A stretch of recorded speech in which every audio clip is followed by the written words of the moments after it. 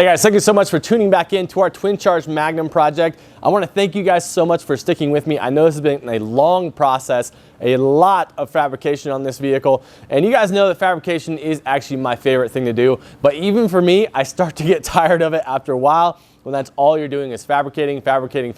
So in this episode, we are finishing the major fabrication on this vehicle. There'll be a couple of minor things left to do, but we're tackling the last big project on this thing before we start it up. In fact, I just made the final order on the parts that I need to actually get this thing running and driving.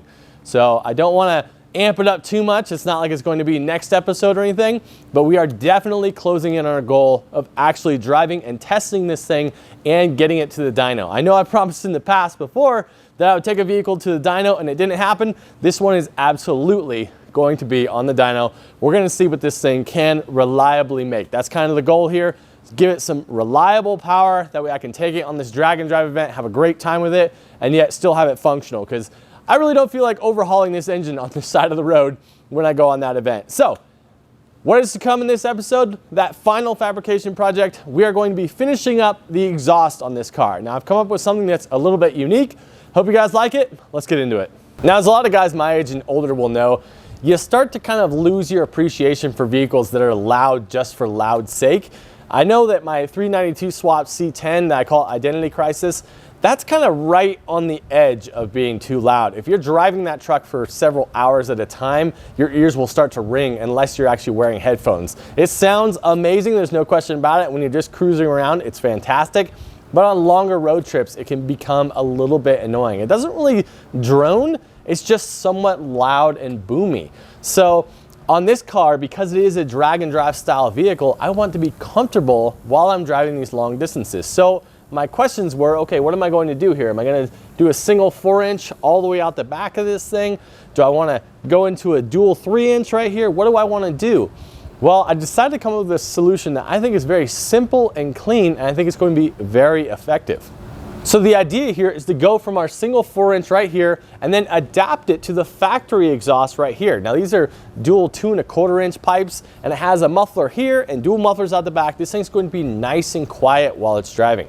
Now I can already hear some of you guys saying, well, the turbo acts like a muffler, so why do you need these other mufflers? And to those people, I present this evidence.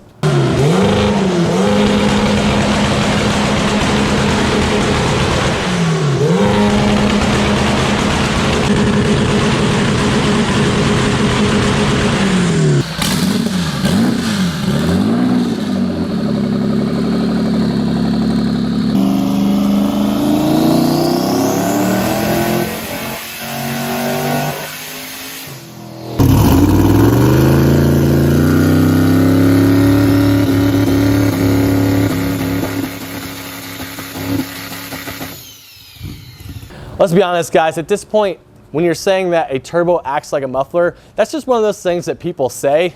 I don't think there's a whole lot of validity to that argument. I think with this setup, it's going to be really nice and quiet, and I'm kind of excited because that'll really then focus the sound on the supercharger whine and the intake noise, which is actually more important and more interesting of a sound to me than the exhaust note. Now, the second thing you guys are thinking is, man, if you're running that big exhaust here through all of those mufflers and that smaller diameter piping, you're definitely going to be choking that down and losing a lot of power. You're going to be leaving a lot of power on the table. And that is absolutely correct, but I have come up with a workaround for that to get both the sound when I want it and the performance when I want it. That's right, you guys. We are going with a set of electronic exhaust cutouts. Now, I love these things. I think they work fantastic. We're going to be installing these on the single 4-inch pipe before it necks down into that factory exhaust. So this way, whenever I want to, I can just hit a button and I can open these up and I'll have all the exhaust flow that I need, but then I can hit a button and make it nice and quiet and make it a good driver's vehicle. Now, I've used these electric exhaust cutouts before. If you guys haven't seen it before, I did it on my Budget Challenger series. I'll go ahead and link that video right here. Really happy with the way they came out, and I like the way these things work. These are from a company called DigiPower. Easy to install as well. Obviously, you need to have some fabrication capabilities so you can actually weld these things in place, but the wiring is literally dead simple. Real quick, you guys, I want to talk about the wiring involved with these electric exhaust cutouts. I know a lot of people are probably put off by that because they're like, man, I'm not good with wiring. I don't know how to wire these things in. Is it going to be really difficult? Absolutely not. They make it so simple, and that's one reason I like this kit very, very much. You have this jumper harness here with these fantastic connectors on there. These are actually like OEM style connectors, so that's one reason I really enjoy this kit as well. These plug into your electric actuators themselves, and they run up to a single connector here, which then plugs into your main harness that you just run up to the front of the vehicle, and then you hook up power and ground. That is it. It is that simple. 2 wires and this system is in play. Now, like I mentioned, it comes with this little key fob here, so you can open it with the touch of a button, open and close, or you can do so from an app on your phone as well. It literally could not be easier. I think these are the perfect blend of the new school attitude of thinking, because a lot of those old school hot rods, you'd see them with the cutouts on the exhaust, but they had the bolt-on caps, and they would never, ever take the caps off, and it always irritated me. You go to a car show, and it's like, this is your one chance to take those caps off and make this thing sound ridiculous.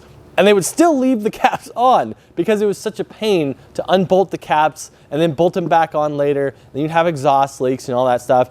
This bypasses all of that. You get the absolute best of both worlds. Now, these are available in a bunch of different places, including on summitracing.com. I'll go ahead and put a link down below to their website and a couple of places where you can pick them up if you guys want to look for yourselves. So we've got all of our stainless components here to actually put together our merge pipe, is essentially what I'm calling it, where we're connecting our single 4-inch pipe into our dual 2¼ inch stock pipe. Now, all of these components, these stainless parts, came from Ace Race Stainless. I've talked to you guys about them before. They are an absolutely fantastic supplier. They haven't given me any of this stuff for free. I just really enjoy working with them because when I buy something, they send you a confirmation immediately and they generally ship it out next day. And because they are fairly close to me, I get parts within a day or two. So they've been absolutely fantastic service. I've made probably 10 or 11 orders from them already with all of the stainless components that are on this vehicle. So if you guys are interested in stainless components, check them out, Ace Race Stainless. Now, the most complex component to actually doing this merge pipe here is this stainless merge that I got that goes from a 4-inch here to a dual 3-inch outlet. Now, obviously that's not quite going to fit the pipe that we have, so we're gonna have to modify this to make that work. Not really a huge deal. This is a pretty fancy part. Now, the only bummer about it is that you can see here that it actually necks down from 4-inch here to 3-inch inlet before it actually splits. That's why I don't want to run out all of the exhaust out this merge. This is why I wanted to do the exhaust cutouts, because I didn't want to go from a 4-inch to a 3-inch, because that would just totally negate having a 4-inch exhaust that whole way anyway. So keep in mind, the exhaust cutouts are going to go here before it necks down and then goes into that stock exhaust. In order to get our merge pipe to fit properly around our transmission mount up here, we're going to need to take some of the distance out of the straight section right here. So you can see I've got these zip ties on here just to mark out a general location to where I want to cut these things. So I'll cut the fronts off first, then I'll cut the backs, and then these front pieces will get welded back onto the pipe right back here. And then we should have the proper amount of room for our merge pipe to go in there.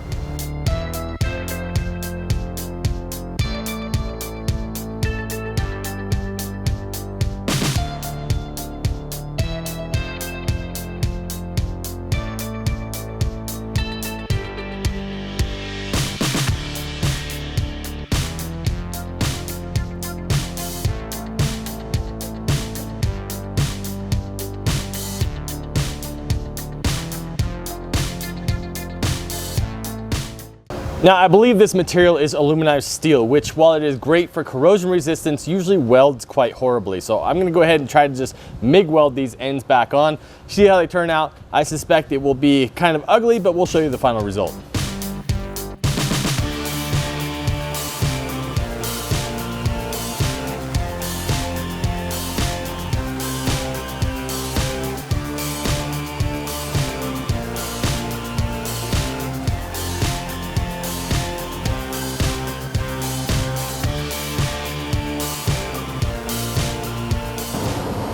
As expected, that is pretty terrible, but MIG welds, whatever. This is basically what it looks like when any exhaust shop does work. So do yourself a favor, if you ever get exhaust shop work done, don't climb under and look at the welds.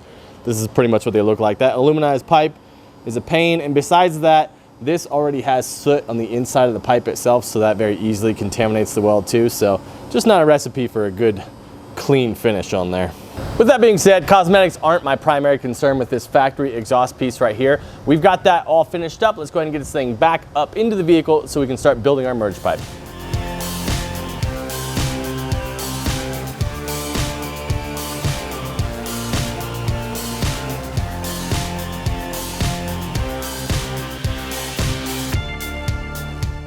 All right, pretty happy with our merge setup we have here. Comes right into one. Now, as with everything else in this project, we have barely any room to actually fit these cutouts in here. So it's going to be very, very tight. I hope we can do it. I think we can. Let's give it a shot. We're making some good progress here with our transition all the way around. And we're starting to come off of our downpipe right here. So now we just need to connect here to here, which isn't really too tricky. But again, our problem is still going to be actually installing our cutouts in this area here. There's just not a lot of room in here to make it actually look nice and neat. If you want to look here, it does have to come down a little bit here to actually clear, because 4-inch pipe is very large. But it's not any lower than what our crossbar already is. So I don't know, I think there's just some compromises you have to make when the pipe is this large in diameter. So hopefully we won't be scrubbing this thing on anything. I'm gonna try to be cognizant of it while I'm driving, but let's continue with trying to connect that section with that section. Got our pipe all connected here. You can see I went ahead and installed our little flex coupler here as well to give us a little bit of give. You never wanna actually solid mount your exhaust all the way through, because the vibrations will cause it to crack very quickly. Now, I do think we're going to have to make a modification. I was going to put the cutouts right here, but there's just not enough room to get these things to fit in there. I think it's going to go actually right on either side of this pipe right here. So offset, I don't know. I'm not sure how I feel about how it's going to look. I think it'll work out okay, but what I need to do is I need to get this whole pipe welded up solid first, and then I can go ahead and start mocking up those cutouts onto there. All right, you guys, it's been about 2 weeks since we've actually started this exhaust project now. It turned out to be a lot more complicated than I expected it to be, as these things usually do. So let me show you what we've gotten accomplished so far. As you saw previously, we've got our merge in place. It comes around the transmission mount there, got our flex joint, and it goes right up into our downpipe. Now, another thing I did add here is I went ahead and added this brace onto the downpipe itself, bolted straight to the crossbar. And the reason this works is because the crossbar and this pipe are all connected directly to the engine itself, so everything will still move as one. So that's why I could bolt it directly to here. But this really gives a lot of strength to the downpipe and really holds it securely in place. Now, as you can see here, we did have a bit of a casualty. The bolt for this right here on this V-band clamp actually galled up, and I had to actually cut it out. So we'll have to get a new clamp for this flange right here. But other than that, really happy with how that came out. That works perfectly to actually blend into the stock exhaust. Now we're going to have to go ahead and install our exhaust cutouts. Now, the last time you saw me talking about this, I was thinking about putting it right here on either side in this straight section, which there's a little bit of room for it right here. I still wasn't super happy with that either. Obviously a very unorthodox position to actually put some cutouts in, but I think I came out with another solution. Sometimes when you're doing custom stuff like this, you've really got to think outside the box a little bit. So I think what I'm going to do is I'm going to put one of these right here on this side, and then run a 90-degree off this side of the pipe and run it right here. So that way I'll have kind of dual facing cutouts on here. I really think that's going to be the better solution in this situation. It'll take a lot more work to actually get it all lined up, but aesthetically, I think it's going to look very much better to do it that way. So that's my current plan. Now, one of the things that makes these cutouts very cool is that there actually is a V-band style clamp on either side of the actuator itself. So your outlet here can rotate in any direction. Basically, you can clock the center section however you want, kind of like a turbo. Now, also too, it is stainless steel, and these flanges here come pre-coped for a 2.5-inch pipe. So if you're using these as they're designed, it's actually a very simple installation. So these cutouts are actually designed to be installed on a bend, kind of like this here, so you could actually bypass your secondary muffler. You can see here that basically it would just go directly onto the pipe right there, and you could actually just weld it straight to it. So that would be a very simple installation. But as you guys are very well aware, simple isn't really my game. So let's try to get this thing assembled, get these cutouts installed.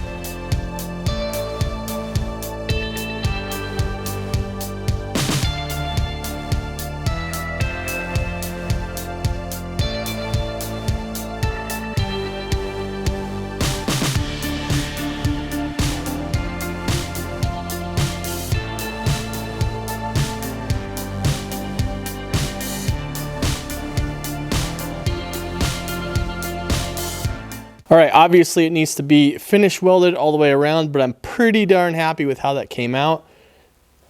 Obviously they hang just a little low. They're not the lowest part of the exhaust, that is that corner right there, but it's still tucked up pretty well inside there. Now, of course, our other one will go directly opposite right here. So I think that's really going to be a nice look once they're both in there.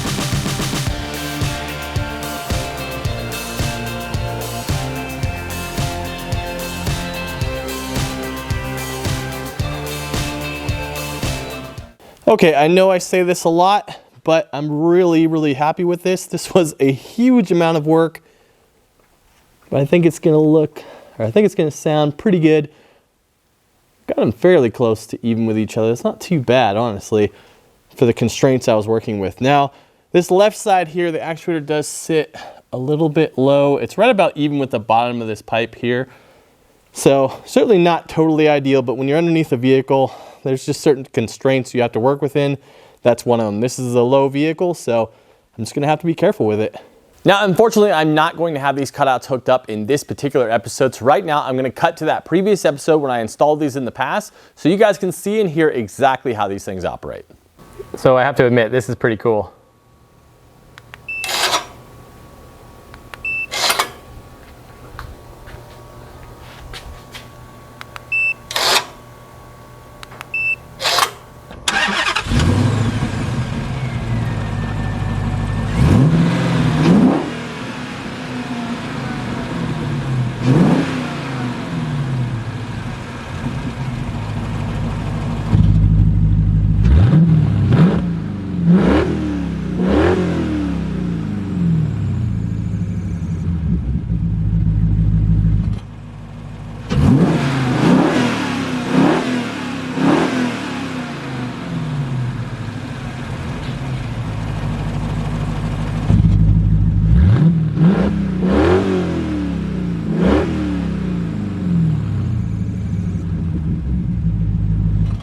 Now, of course, one of the major questions is, how is this going to sound? And the truth is, I honestly have no idea. You guys are gonna find out the same time I do. The fact that we're going from a single 4-inch into some dual cutouts or straight back through the factory exhaust here, I think it could lead to some interesting, some very unique sounds. Whether or not that's good or not, I'm just not sure. We'll have to wait to fire this thing up. I know you guys are chomping at the bit, just like I am. Projects like this one take forever, and I'm glad to kind of knock this one off the list. Now we can move on to some of the more buttoning up type of things that need to be done to actually get this thing fired up. I appreciate you guys so much. Thanks for watching. We'll see you next time on Reignited.